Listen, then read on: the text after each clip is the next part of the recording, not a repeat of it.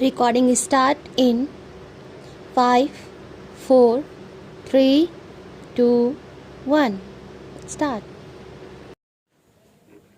In discussing the demands for grants of the finance minister, we have got to see to what extent the administration of this particular ministry has led to the development of our national wealth and the securing of the welfare which our state claims to have in view. Madam, we must try to analyze very carefully the working of this particular ministry because it is not merely a department of the government, so to say, but it is the nervous center of the administration of the country.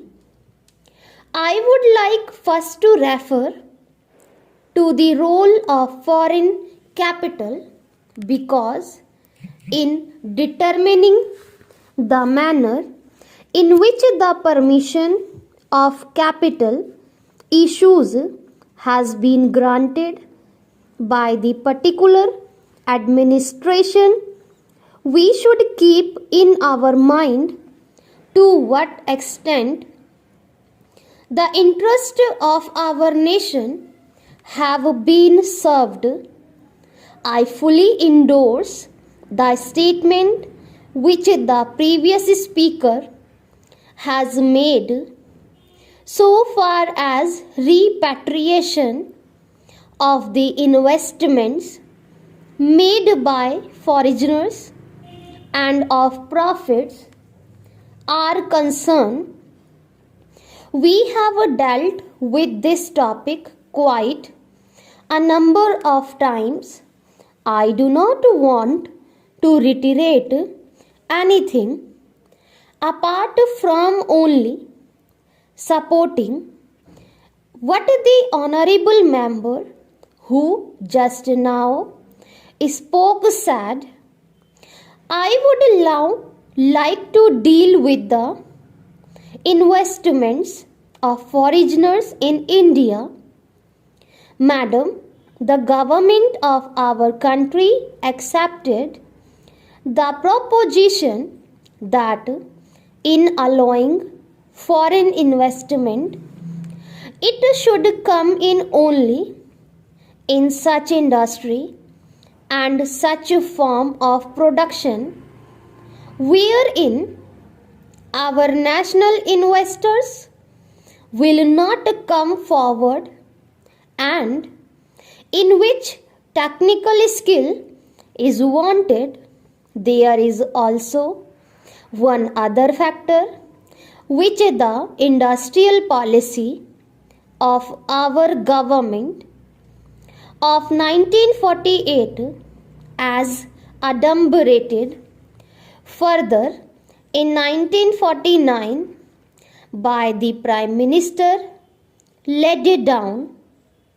It is specifically said that the control and ownership of such concerns should, as far as possible, be in the hands of Indian nationals and the technical know-how of our country should be developed. I would like to emphasize the figures that have been put forward for the last few years from 1997 till the end of 2012 or the early part of 2012. It has been reported that rupees 1900 crores of foreign capital I have been allowed to be invested in our country of that practically more than rupees 6,000 crores have been allowed to be invested in managing agency and trading enterprises in our country. So far as the government policy is concerned, we find that a sum of rupees 4 crores has been allowed to be invested this year. We do not know how it is to be used up. We have been told that during the period 2008 to 13, nearly rupees 35 crores have been allowed to be invested in textile machinery and generally in the textile industry. We have seen to what extent cotton and jute have been dominated by the national capital and to what extent they play the role as against the demand for them.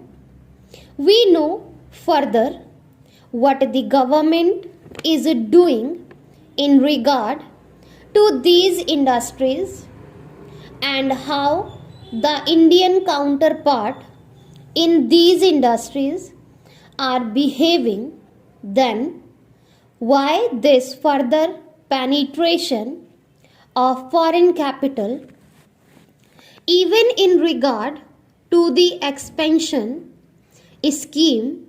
We find that pens, soaps, electric fans and machine tools are some of the industries where the government has allowed foreign interest to establish or expand their factories.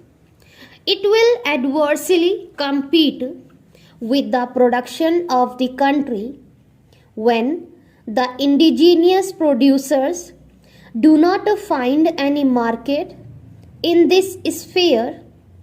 Therefore, we have got to see to what extent the capital issue has been regulated by this government and particularly by the finance department so that the national well-being of the country could be guaranteed. Then we have got to look into the fact as to how far the new industries are allowed to function so far as the oil refineries are concerned. Some of them have been established and some more are going to be established very soon. In the control of the administration, the Indians have no share. There are only preference shareholders and they have no voice in the management. So far as the administrative aspect in this industry is concerned, the most important part of it is the technical know-how. They do not guarantee that they will train the Indians. That means they say even after 20 years we will have to face the problem of the know-how in respect of the oil refineries. I do not know why the government are showing softness to foreigners in this matter. Then we have another investment in collaboration with the Indian chemical industries for the manufacture of civil explosives.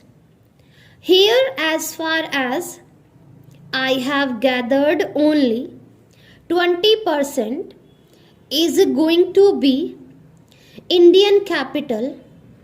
The majority of the shares will remain with the Indian chemical industries. Nobody else has been allowed to make any investment. It would have been better if other companies and private individuals had been given an opportunity to purchase the shares.